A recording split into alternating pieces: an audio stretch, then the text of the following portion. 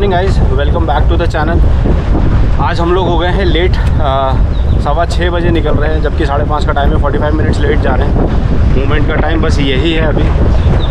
सुबेरे रिजॉर्ट से निकले, गाड़ी का पेट्रोल ख़त्म हुआ, रास्ते में रुके, पता नहीं क्या क्या करते हुए आए हैं। बहुत स्ट्रगल रहा है, गांव वालों के गेट खटखटाए कि पेट्रोल दे दो, फिर सर मैडम का वेट किया, फिर सैम का वेट किया। But anyways finally we are on the safari.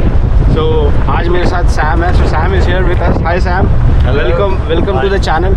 And पीछे निशित सर और स्मृति मैम है। सो एक नंबर रूट पे जाने का है आज अपने को। और हमारे गाइड भैया आपका नाम? कौशल किशोर डहरवाल सर। कौशल किशोर डहरवाल। तो कौशल किशोर डहरवाल जी के साथ आज अपना फोकस टाइगर और लेपर्ड, क्या कहते हो? जी सर, बिल्कुल।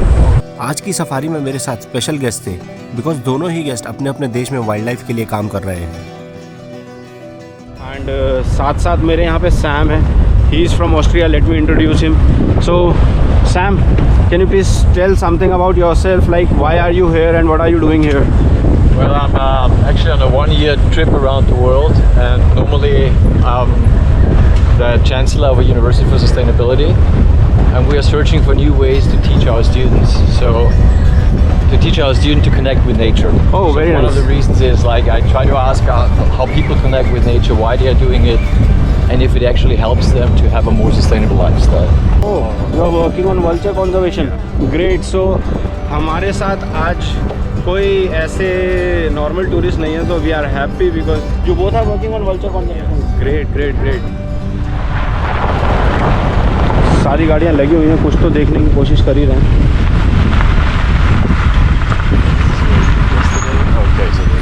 है moment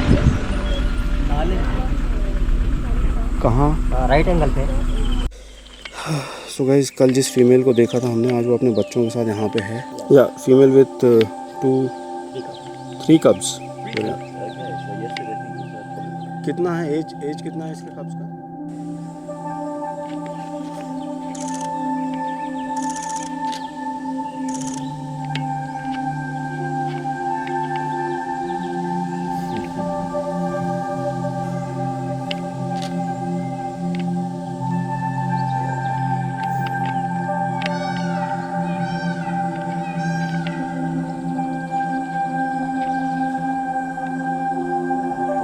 Oh God, there's a cut.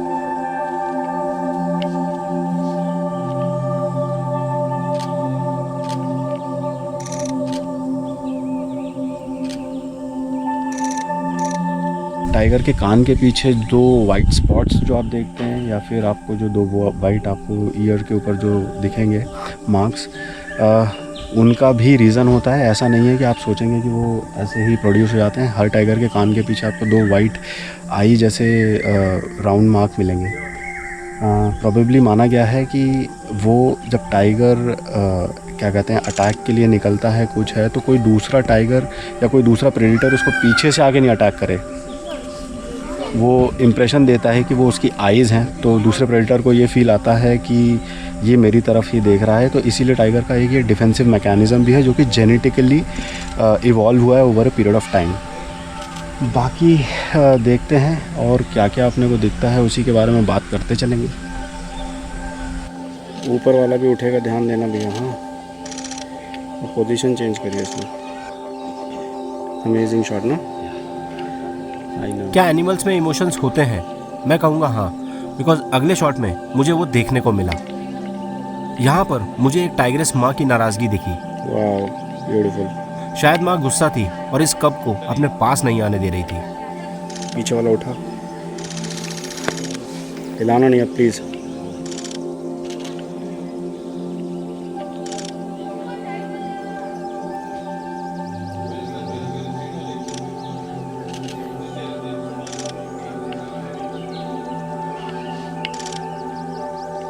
क्यों गुस्सा कर रहा है?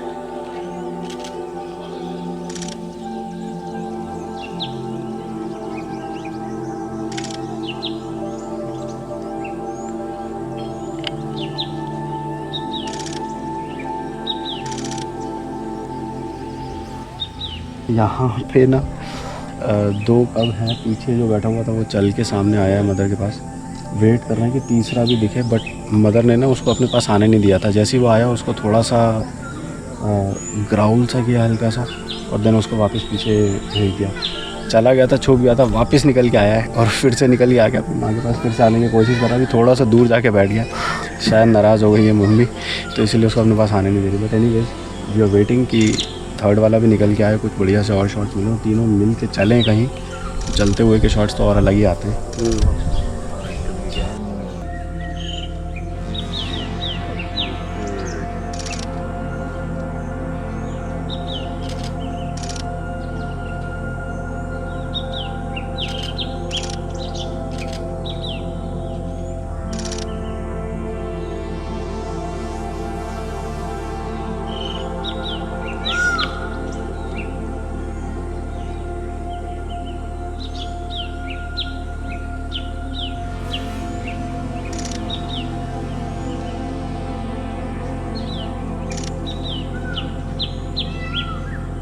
एक और बच्चा कहाँ है, उसको भी बुलाओ फटाफट।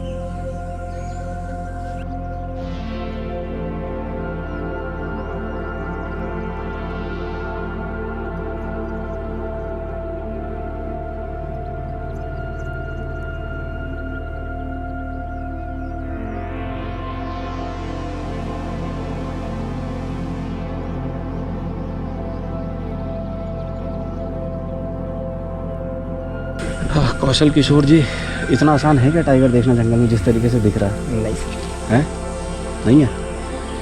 तो किसकी किस्मत तेज चल रही है?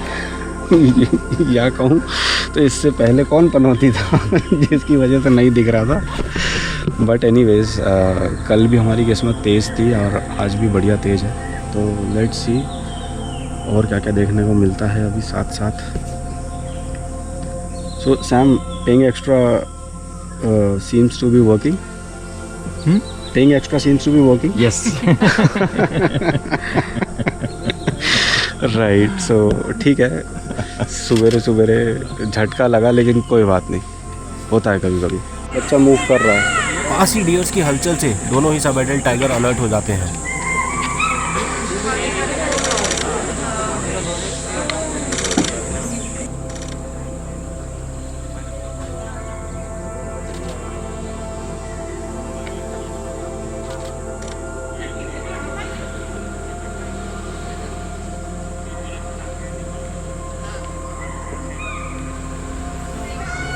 पीछे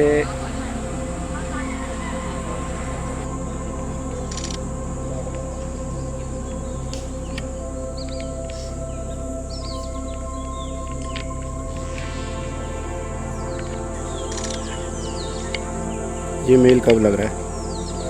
हाँ, ये जो अभी बाद में आया ये मेल है।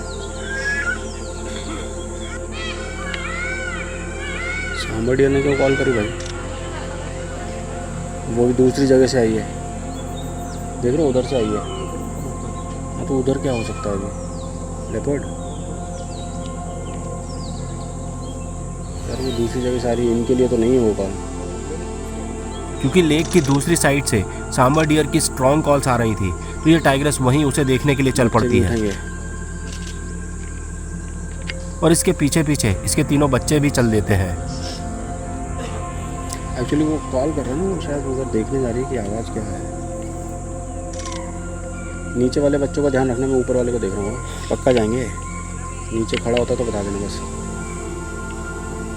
ये खड़ा हुआ सेकंड, ये निकला, अब ये दो बच्चे। हाँ भाई, ये दो भी चलेंगे अब।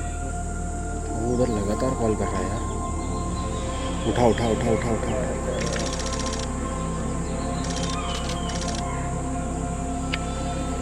तू भी चल, तू भी चल। तीसरे पे भी रखा हुआ है।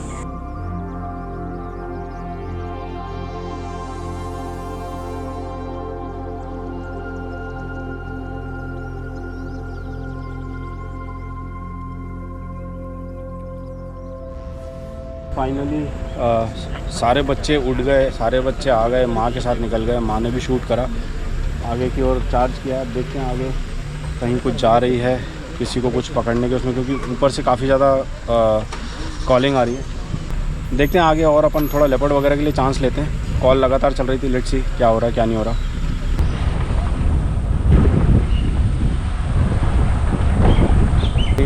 Wild boar, it is a wild boar. So guys, हमें यहाँ पे एक जंगली सुअर दिख रहा है। ये सामने एक वाइल्ड बोर है, अच्छा शॉट आएगा इसका। ये है वाइल्ड बोर। आप इनको शहरों में मिलने वाले पिग समझने की गलती नहीं करना। इनमें 3 मेजर डिफरेंस होते हैं। पहला तो आप मेल्स में इनके ये अलग से निकले हुए दांत देख सकते हैं। आम भाषा में इन्हें टस्क कहा जाता है, बट असल में ये इनके कैनाइन टीथ होते हैं जो कि बड़े हो जाते हैं और बाहर की ओर निकल जाते हैं। दूसरा, आप इनके हेड से पीछे की ओर जाते हुए ये मेन यानी कि अयाल को देख सकते हैं। और तीसरा, ये पिग्स के कंपैरिजन में काफ़ी ज़्यादा अग्रेसिव होते हैं। Okay, so guys, wild boar, इसका साइंटिफिक नेम सुस क्रोफा, सुस फैमिली को बिलोंग करता है और टाइगर को सबसे ज़्यादा एक टफ फाइट देने वाला एनिमल है। बहुत ज़्यादा स्ट्रॉन्ग शोल्डर मसल्स होती हैं इसकी। टाइगर की हालत ख़राब हो जाती है इसको नीचे गिराना। जब तक ये खड़ा रहता है अपने पैरों पे, टाइगर को परेशान करके रखता है, क्योंकि ये बहुत सख्त जान एनिमल है।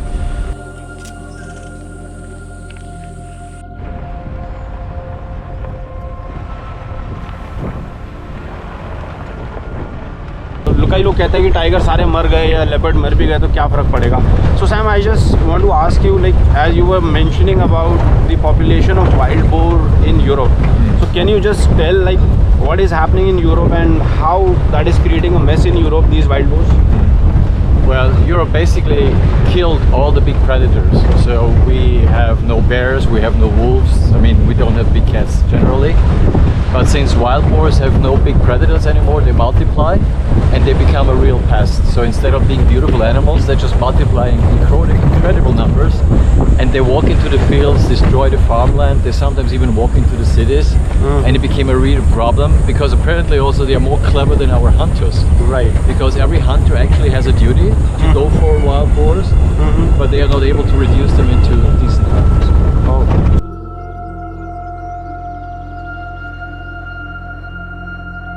अभी मैं भैया से, हमारे किशोर भैया से मैं यही पूछ रहा था कि ब्लैकी मतलब जो मेलिनिस्टिक लेपर्ड है उसके लिए एक बार ज़रा ट्राई करते हैं। तो अभी भैया कह रहे हैं कि थोड़ा रुक के चलेंगे। मैंने कहा अभी चलते हैं, लेकिन भैया ने कहा कि थोड़ा रुक के चलेंगे। उसका रीज़न ये है कि थोड़ा धूप पड़ेगी, गर्मी होगी तो पानी पे आने के चांसेस हैं। और देखिए, ये रिस्पेक्ट करना बहुत ज़रूरी है जो लोकल गाइड्स हैं और जो नेचुरलिस्ट होते हैं। आप अपनी समझ अपनी जगह पे रखते हैं, एक अच्छी चीज़ है, लेकिन जब तक आप इनके भरोसे या इनके ऊपर ट्रस्ट नहीं दिखाएंगे, आप अपनी एक्सपर्टीज़ इन जंगल में ज़्यादा नहीं लगा पाएंगे। उसका रीज़न ये है कि इनका रोज़ का आना जाना है। क्यों भैया?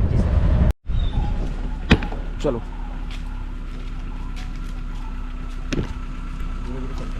फ्रेम में पीछे स्पॉटेड डियर, इसको चीतल भी बोलते हैं, इसको हिरन भी बोलते हैं।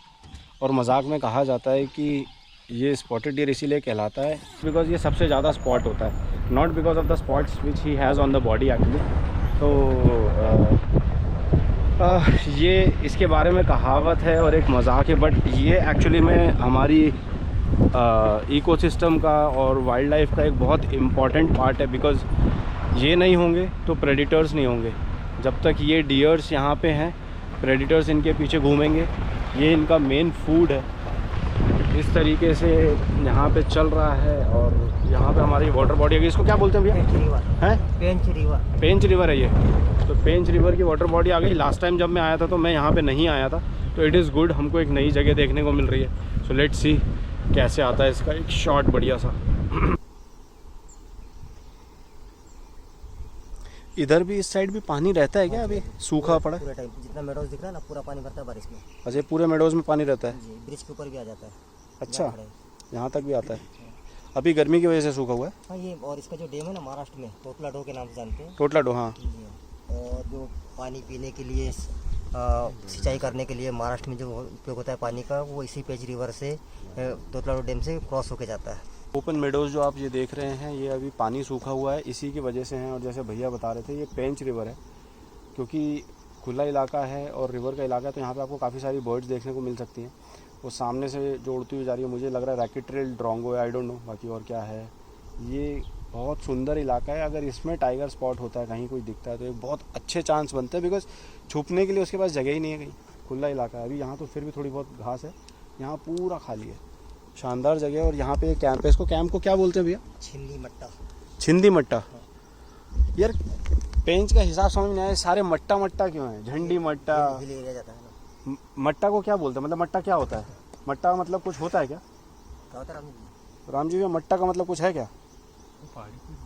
पहाड़ी को बोलते हैं। ये बता रहे हैं कि भाई लोकल में शायद मट्टा पहाड़ी को कहते हैं, इसीलिए झंडी मट्टा, छिंडी मट्टा, बीजा मट्टा, है ना, और पता नहीं क्या क्या। तो अजीब अजीब से मट्टा बहुत है यहाँ पे। अली कट्टा पता बड़े सारे। गेट के पास भी कोडो मट्टा है। कोडो मट्टा बताओ, खुम्बा मट्टा, पता नहीं क्या क्या बोलते रहते हैं। बट एनीवेज जो भी है, काफ़ी अच्छी जगह है और सुंदर जगह है। तो मेरा तरफ से हमेशा रिकमेंडेशन है, अगर आप किसी टाइगर रिजर्व में आना चाहते हो तो पेंच टाइगर रिजर्व एक बहुत ही सुंदर और अच्छी प्लेस है। आप यहाँ पे ज़रूर आइए। It looks very beautiful actually.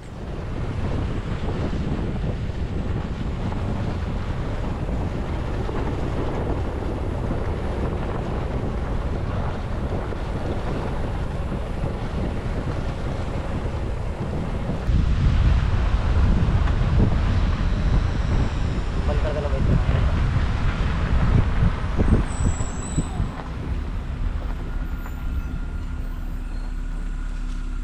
तो झंडी मट्टा तिराहा पे आ गए और बस ये देखिए झंडी मट्टा तिराहा का बोर्ड। यहाँ पे कुछ लंगूर नीचे बैठे हुए हैं। यही एरिया है जहाँ पे मेलेनिस्टिक लेपर्ड को स्पॉट किया गया है। कोशिश ये कर रहे हैं। और जहाँ पे एक वाटर होल है वो किस साइड पे भैया? राइट, आगे राइट में। तो बस वही कोशिश कर रहे हैं, देखते हैं अगर यहाँ पे कुछ कॉल वॉल होती है, कुछ मूवमेंट होता है तो पता चलेगा। Let's see. झंडी मट्टा में कोई मूवमेंट नहीं मिला तो हम वहाँ से निकल जाते हैं और आगे रास्ते में हमें ये लेपर्ड का एक पुराना किल देखने को मिल जाता है।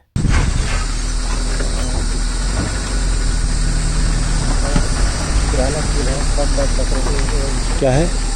लेपर्ड की तरह से डियर को पेड़ के ऊपर लेके जाए। कहाँ है? यहाँ से सीधा स्ट्रेट जाओ, जो ब्लैक पेड़ दिख रहा है मोटा वाला, हाँ ये लाइन से, हाँ हाँ। उसके लेफ्ट ब्रांच पे देखो। ओ हाँ।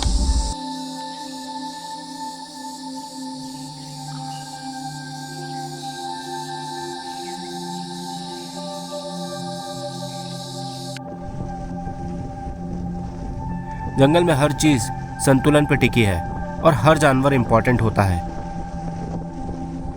जरा भी संतुलन बिगड़ा तो बहुत प्रॉब्लम क्रिएट हो जाती है। आज मैं आपको दिखाता हूं क्यों। यहाँ ये रेसेस मकाक को एक चप्पल मिल गई थी और ये इसे लेके पेड़ पे बैठ गया था और खा रहा था।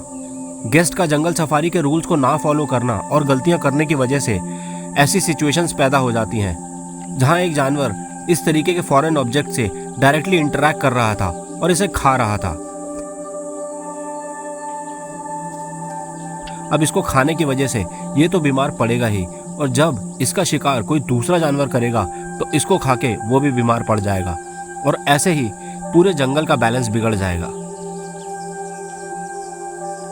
मेरी आपसे विनती है, अगर आप जंगल जाते हैं तो प्लीज सफारी के रूल्स को फॉलो करें और किसी भी जानवर को कुछ भी खाने के लिए नहीं डालें और ना ही अपनी गाड़ी से कुछ बाहर फेंकें। ऐसा करके आप पर्यावरण को बचाने में एक महत्वपूर्ण योगदान देंगे।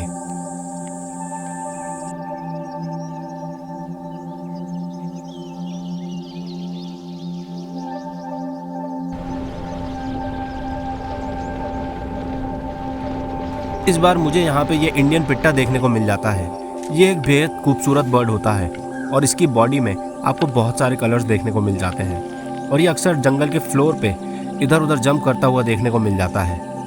इसकी बहुत ही लाउड कॉल्स होती हैं जिसको ज़्यादातर मॉर्निंग और इवनिंग में आसानी से सुना जा सकता है। बस भैया ये पास में ले जाकर रोकना। हाँ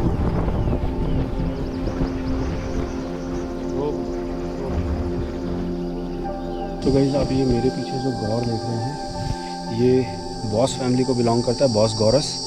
तो इनकी एक स्पेशलिटी है, आप इनके जो नीज़ के नीचे का जो आप लेग देखेंगे वो वाइट कलर का होता है, उसको वाइट सॉक्स बोलते हैं बेसिकली। लोग इसको बाइसन बोलते हैं बट ये बाइसन नहीं है, बाइसन की फैमिली अलग है, इसकी फैमिली अलग है। तो इसके पैरों के नीचे आपको वाइट सॉक्स देखने को मिलेंगे, बाइसन के अंदर आपको वो वाइट सॉक्स देखने को नहीं मिलेंगे। दूसरा ये जो है बड़ा अग्रेसिव एनिमल है और अगर आप इसके पास चले जाएंगे मेल वेल होगा तो वो ज़रूर चार्ज करता है। और एक काफ़ी ह्यूज साइज़ का एक गौर हो जाता है अगर ये बढ़ जाता है तो। लगभग 1200 किलो और कुछ केसेस में तो देखा गया 1800 किलो तक भी बढ़ जाते हैं। तो एक बहुत बड़ा मेल होता है इनके अंदर जो भी प्राइड में होता है, और एक बहुत शानदार जानवर है हमारे इंडिया के वाइल्ड लाइफ और इंडिया के जंगलों में मिलने वाला। एक पीछे अकेले बच्चा रह गया, आई थिंक वो दौड़ के आएगा अब।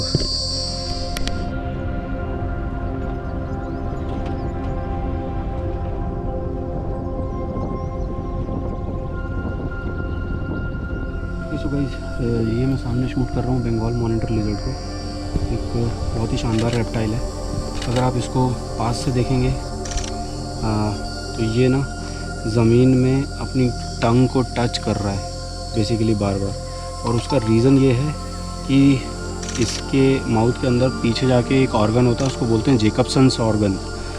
तो वो अपनी टंग को ले जाके टच करके अपनी टंग पे स्मेल के सेंसेस वगैरह लेके थोड़ा सा चेक करता है, अंदर जेकबसन्स ऑर्गन में जाके लगाता है और चेक करता है कि उसको क्या पता चल रहा है, कुछ मिल रहा है कि नहीं मिल रहा है। अगर कुछ मिलता है तो उसको पता चलता है, फिर वो खोदता है और शिकार करता है उस तरीके से। तो ये है बंगाल मॉनिटर, जिसको हम आम भाषा में इंडिया में मॉनिटर लिजर्ड यानी कि घोरपड़ भी बोलते हैं। तो यही है। मॉनिटर लिजर्ड के नेल्स काफ़ी बड़े और स्ट्रांग होते हैं।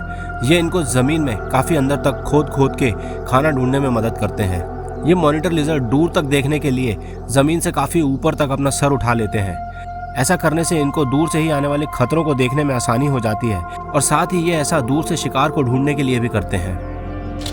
वैसे तो इस ईगल को मैं कई बार अपने दूसरे वीडियोज़ में दिखा चुका हूँ, बट आज इसकी एक कुछ अलग ही बात थी। अगर आप इसे गौर से देखेंगे तो पाएंगे कि इसके सर के पीछे 2 फेक यानी कि फॉल्स आइज़ हैं। जैसा कि वीडियो में पहले मैंने टाइगर की फेक आइज़ के बारे में बताया था, बिल्कुल उसी तरह इसकी फेक आइज़ भी इस ईगल को काफ़ी मदद करती हैं अपनी जान बचाने और दूसरे हमलावर जानवर से बचने के लिए। बट गौर करने वाली बात यह है कि इस प्रजाति के सारे ईगल्स में आपको ये देखने को नहीं मिलेगा। सो गाइस, आज की हमारी सफारी होती है ख़त्म। कैसी लगी आपको ये सफारी, मुझे कमेंट में लिख के ज़रूर बताइएगा। एंड हमारे सारे गेस्ट की तरफ से, सबकी तरफ से bye on screen. So guys, मिलते हैं आपसे नेक्स्ट सफारी में। और जैसा कि मैं हर बार कहता हूँ, अपने हर वीडियो में कहता हूँ, तब तक के लिए अपना ख्याल रखिए, अपने आसपास का ख्याल रखिए, अपने माता पिता का ख्याल रखिए, एनवायरनमेंट में साफ़ सफाई बनाए रखिए। जय हिंद।